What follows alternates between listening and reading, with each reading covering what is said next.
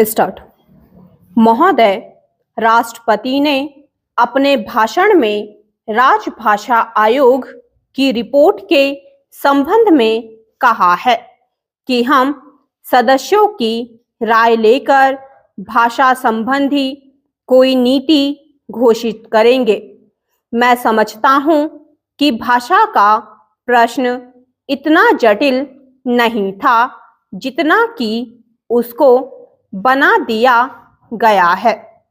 इस जटिलता को लाने में जहां उन लोगों का हाथ है जो सरकार में नहीं है, वहां इसमें भारत सरकार की भी बड़ी जिम्मेदारी है।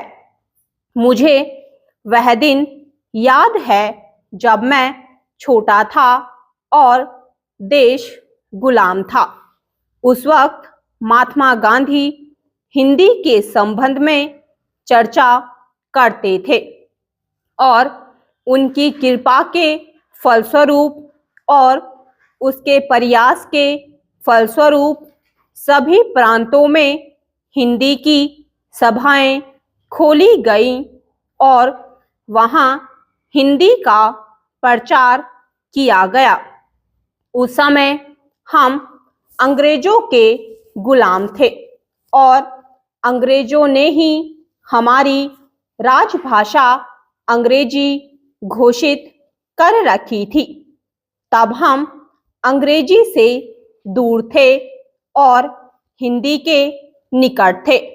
लेकिन आज जब हमारी अपनी सरकार है, अपना शासन है, हम हिंदी से दूर होते चले जा रहे हैं। एक समय था जब देश में हिंदी के संबंध में एक मत था।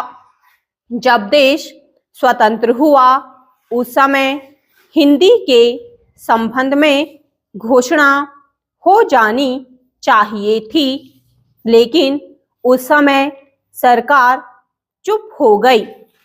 अब जो देर हो रही है, इससे भाषा संबंधी समस्याएं बढ़ती जा रही हैं।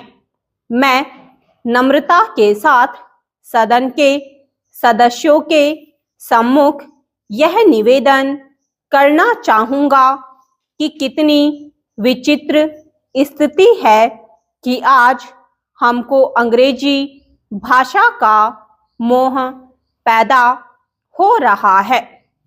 आज हिंदी देश की मुख्य भाषा है, इसमें कोई दो राय नहीं हो सकते। यह सबसे अधिक बोली जाने वाली भाषा है। आज इसका विरोध बढ़ता जा रहा है।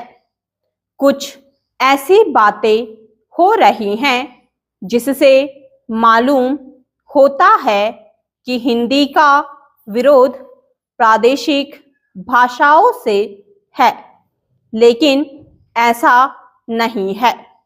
सच पूछा जाए तो बात यह है कि अंग्रेजी भाषा के स्थान पर हिंदी को लागू करने का प्रश्न है।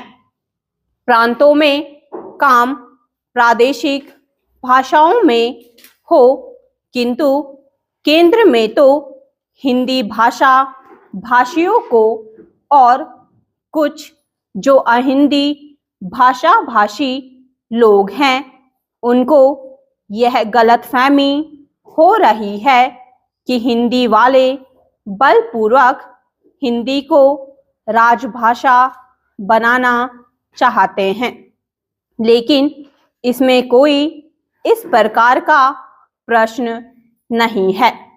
यह तो केवल आपस में समझने का प्रश्न है। किसी स्वतंत्र देश में ऐसा नहीं है। स्टॉप।